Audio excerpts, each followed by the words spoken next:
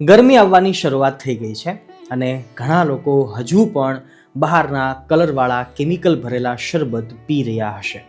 પણ શું તમે જાણો છો કે આપણા ઘરના બગીચામાં જ એક એવી કુદરતી દવા છે કે જે શરીરને ઠંડક આપે છે, પાચન સુધારે છે અને તાજગી ભરી દે છે.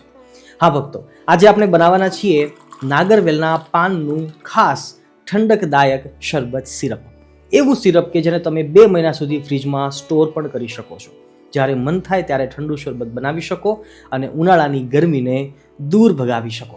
પણ પ્રશ્ન એ છે કે નાગરવેલ જ શા માટે? આયુર્વેદ મુજબ નાગરવેલના પાનમાં પાચન શક્તિ વધારવાની અદ્ભુત શક્તિ છે. મોઢાની દુર્ગંધ દૂર કરે છે, શરીરને હલકી ઠંડક આપે છે અને તાજગીનો અનુભવ કરાવે છે. એટલે જૂના સમયમાં પણ ભોજન પછી નાગરવેલ ખાવાની પરંપરા હતી, કારણ કે એ માત્ર સ્વાદ માટે નહોતું, એ સ્વાસ્થ્ય માટે પણ હતું. હવે આ સિરપને આપણે વધુ શક્તિશાળી બનાવવાના છીએ અને એના માટે આપણે આજે ઉમેરવાના છીએ સુગંધ અને પાચન માટે ઇલાયચી, કુદરતી મીઠાશ માટે સાકર, શર્કરા, જઠરાગ્નિ પ્રજ્વલિત કરવા માટે કાળા મરી, ઠંડક અને ટેક્સચર આપવા માટે નાળિયેરનું બુરાદું, પાચન સહાયક સૌંફ એટલે કે વરિયાળી, શરીરની ગરમી ઉતારવા માટે પ્રસિદ્ધ ગોંદ કતીરા અને આપણા બગીચાના સુગંધિત દેશી ગુલાબની પાંખડીઓ. હવે વિચાર કરો ભક્તો, આ બધી જ કુદરતી વસ્તુઓ ભેગી થાય તો શરબત કેટલું સાત્વિક, સુગંધિત અને આરોગ્યવર્ધક બની શકે. આજના વિડીયોમાં તમે શીખવાના છો નાગરવેલના પાન હવે પસંદ કેવી રીતે કરવા, સિરપ બનાવવાની સાચી રીત, સ્ટોર કરવાની સાચી રીત કઈ હોઈ શકે અને એને સર્વ કરતી વખતે પરફેક્ટ શરબત કેવી રીતે બનાવવું. આ તમામ વસ્તુઓ આપણે આજના વિડીયોમાં જોઈશું. કલ્પવૃક્ષ પરિવારને ભાવથી જય સ્વામિનારાયણ, જય શ્રી કૃષ્ણ, જય સિયારામ, હર હર મહાદેવ, રાધે રાધે.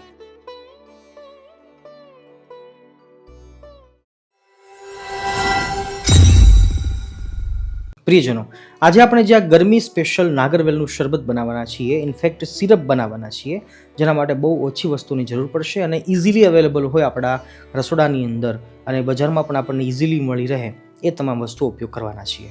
આપણે જાજી માત્રામાં નાગરવેલના પાન લીધા છે.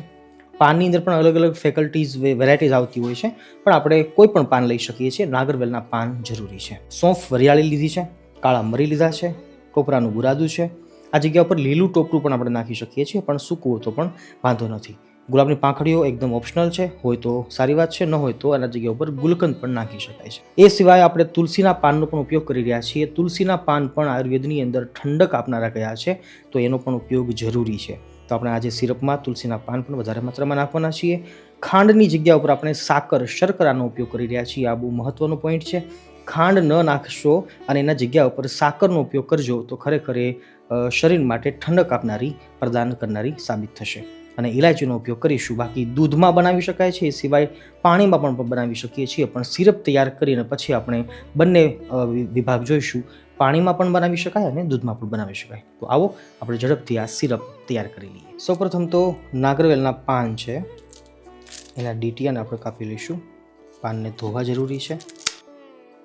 કટિંગ કરતાની સાથે જ એની સુગંધ એટલી સરસ આવે છે. પેસ્ટ આપણે તૈયાર કરી રહ્યા છીએ, એના માટે પાનનો આપણે વધારે માત્રામાં ઉપયોગ કરી રહ્યા છીએ. હાલ અમે ઓછામાં ઓછા 20 થી 22 જેટલા પાન લીધા છે. એ ઉપરાંત આપણા ઘરના બગીચાના ગુલાબ લીધા છે, દેશી ગુલાબ, એની સુગંધ સારી આવે છે. મેં પહેલાં પણ કહ્યું હશે કે આ જગ્યા ઉપર આપણે ગુલકંદ જો ઘરમાં હોય તો એનો પણ ઉપયોગ કરી શકાય છે. 2 ચમચી 3 ચમચી ગુલાબની પાંખડીઓ છે. એની તાસીર પણ ઠંડી હોય છે અને આપણે હાલ ઉનાળાની શરૂઆત થઈ છે અને ઉનાળા સ્પેશિયલ જ આ શરબત બનાવી રહ્યા છીએ, તો જેટલી પણ ઠંડી તાસીરવાળી વસ્તુ હોય એનો આપણે દિલ ખોલીને ઉપયોગ કરી શકીએ. ઇલાયચી નાખું છું 8 થી 10. કાળા મરી છે, એની પણ તાસીર ઠંડી કહી છે. એ ઉપરાંત વરિયાળી લીધી છે મેં હાલ, 1 મુઠ્ઠી આસપાસ વરિયાળી. ટોપરાનું છીણ છે, એની સુગંધ સારી આવશે, તો 2 મોટી ચમચી મેં એ લીધું છે. અને તુલસીનો ઉપયોગ આપણે કરી રહ્યા છીએ, કારણ કે તુલસીની પણ સુગંધ સારી આવશે અને એની તાસીર ઠંડી હોય છે. થોડુંક પાણી નાખીએ છીએ જેનાથી પેસ્ટ સારી તૈયાર થાય. તૈયાર કરેલી પેસ્ટને આપણે ઉકાળવાની છે, થોડીક વાર, ઝાઝી વાર નહીં. ઉકાળીશું તો એનું જે કાચાપણું છે એ દૂર થઈ જશે અને સાથે સાથે આપણે સાકરને પણ પીગાળી શકીશું.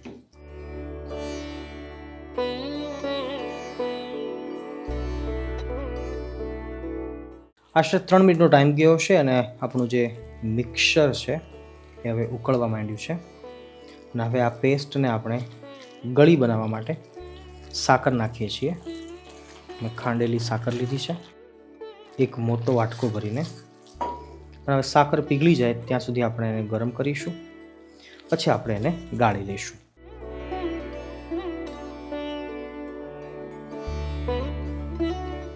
આશરે 3 મિનિટ સુધી આપણે ઉકાળ્યું છે અને જોઈએ છીએ તો સાકર બધી આપણી ઓગળી ગઈ છે, પીગળી ગઈ છે. અને નાગરવેલના પાન અને નાખેલી તમામ જડીબુટ્ટીઓ, એની સ્મેલ, હવે સુગંધ છે એ આ મિશ્રણની અંદર આવી ગઈ હશે. તો હવે આપણે ઓર્ગેનિક ફૂડ કલર લઉં છું હું, ગ્રીન કલરનો. હાલાકી આપણું મિક્સચર છે આ એ ગ્રીન જ છે એકદમ, છતાં પણ વધારે એટ્રેક્ટિવ લાગે એના માટે હું ફૂડ કલર નાખું છું. આ એકદમ ઓપ્શનલ છે, ન નાખું તો પણ ચાલે છે. પણ જો આપણે બાળકોને ઇમ્પ્રેસ કરવા હોય, એકદમ ગ્રીન કલરનું શરબત સિરપ આપણે તૈયાર કરવું હોય તો ગ્રીન કલર છે એ નાખી શકાય છે. અને અત્યારે ઇઝીલી અવેલેબલ હોય છે બજારમાં, કરિયાણાની દુકાને, તો ફૂડ કલર આપણે નાખી શકીએ. લુક એટ ધીસ, કલર નાખતાની સાથે જ આનું ટેક્સચર એકદમ ચેન્જ થઈ ગયું છે. અને હવે આ સ્ટેપ ઉપર આપણે ગેસની ફ્લેમને બંધ કરી દઈએ છીએ. થોડું ઠંડુ થાય પછી આપણે એને ગાળી લઈએ. જોજો બહુ વધારે ઉકાળવાનું નથી, નહીંતર પછી ચાસણી આવી જશે. અને ચાસણી આવશે તો પછી સિરપને સ્ટોર કરીશું ફ્રીજમાં તો એ જામી જશે, રાઈટ? આપણે એને જામવા નથી દેવાનું, બસ ફક્ત ને ફક્ત એ સાકર પીગળે ત્યાં સુધી જ આપણે એને ઉકાળવાનું છે. 5 મિનિટ સુધી આપણે ઠંડુ થવા દીધું છે, વરાળ નીકળતી બંધ થઈ છે. અને હવે આ સ્ટેજ ઉપર આપણે આને ગાળી શકીએ છીએ. ગાળવાથી ફાયદો એ થશે કે ફક્ત ને ફક્ત સિરપ આપણા હાથમાં આવશે, નહીંતર પછી વરિયાળી છે, ઇલાયચી છે, આ તમામ વસ્તુઓ છે મોઢામાં આવે એના ટુકડા, તો કદાચ કોઈને અરુચિકર થાય. એના કરતાં ગાળી લઈએ તો વધારાનો જે વેસ્ટ છે એ નીકળી જશે અને સિરપ છે આપણા હાથમાં આવી જશે. આવો આપણે ગાળી લઈએ.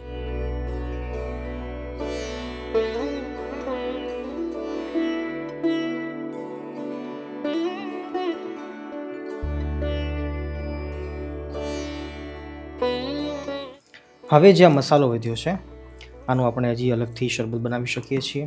એ ઉપરાંત દાળમાં, શાકમાં, ગમે તે આપણે ઉપયોગ કરી શકીએ, જો નાગરવેલના પાનની સુગંધ આપણને ગમતી હોય તો. બાકી શરબત તો બની જ શકે છે. આને આપણે વેસ્ટ સમજીને ફેંકી ન દેવું જોઈએ. એકવાર તો આનું શરબત બની જ જશે. બાકી નીચે સરસ મજાનું આપણું સિરપ તૈયાર છે. બસ હવે આપણે એને સ્ટોર કેવી રીતે કરવું એ જોઈ લઈએ. પ્રિયજનો, આપણે આજે નાગરવેલના પાનનું આ સુંદર સ્વાદિષ્ટ શરબત બનાવ્યું છે. અને આપણે સૌ જાણીએ છીએ કે હવે ઉનાળો આવશે તો ધીમે ધીમે ગરમી વધશે, વાતાવરણમાં ગરમી આવે એટલે શરીર પણ ઠંડક માંગે છે.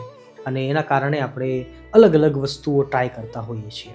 ઘણા લોકો ઘરે જ શરબત બનાવતા હોય છે. અનેક ઠંડી વસ્તુઓ લોકોને ખાવી ગમતી હોય છે અને એક સ્વાભાવિક નેચરિક માંગ છે, તો આપણે એનો વિરોધ ના કરી શકીએ.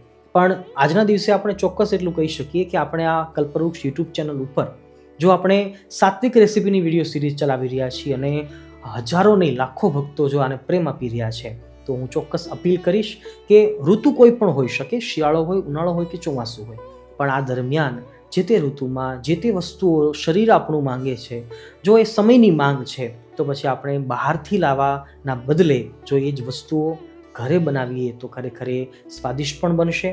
જો એ ઘરે જ બનાવીશું તો એ ચોખ્ખાઈથી પણ બનશે, પવિત્રતાથી પણ બનશે અને ખાસ કરીને હાઇજેનિકનું ધ્યાન આમાં રાખવામાં આવશે. તો બસ આજના દિવસે આપણે પ્રયાસ એ જ કર્યો છે કે ગરમીની ઋતુમાં ઠંડી વસ્તુઓ ખાવા કે પીવાની ઈચ્છા થતી હોય તો શા માટે આપણે બહારથી વસ્તુઓ લાવીએ છીએ? જો શરબત બનાવવું છે તો સિરપ આપણે ઘરે જ હોય. જો ફ્રીજ, અત્યારે તો ટેકનોલોજીનો જમાનો છે, જો આપણે ઘરના ફ્રીજની અંદર આ બધી વસ્તુઓ રાખીએ તો ઉનાળાના 4 મહિના, ખાસ કરીને 2 મહિના જ્યારે વધારે આ ગરમી પડતી હોય, હોળી પછીની જે શરૂઆત છે ગરમીની, તો આ દિવસોમાં ખરેખર ગરમીથી બચવા માટે આપણે ઘરે જ ઘરગથ્થુ ઉપાયો એ અપનાવી શકતા હોઈએ છીએ. હું આશા રાખીશ કે આ વિડીયો સિરીઝના માધ્યમથી આગામી હવે જે કંઈ ઉનાળાની ઋતુની અંદર તમામ જે વસ્તુઓ, તમામ જે વાનગીઓ, તમામ વસ્તુઓ જે આપણે શેર કરવાના છીએ, તમને બધાને ખૂબ જ ગમશે અને તમે ચેનલ સાથે આવી રીતે જ જોડાયેલા રહેશો. અને અમે જે આ પ્રયાસ કરી રહ્યા છીએ સાત્વિકતાનો પ્રચાર અને પ્રસાર, એની અંદર તમે પણ સહભાગી થશો એ આશા સાથે. રાધે રાધે.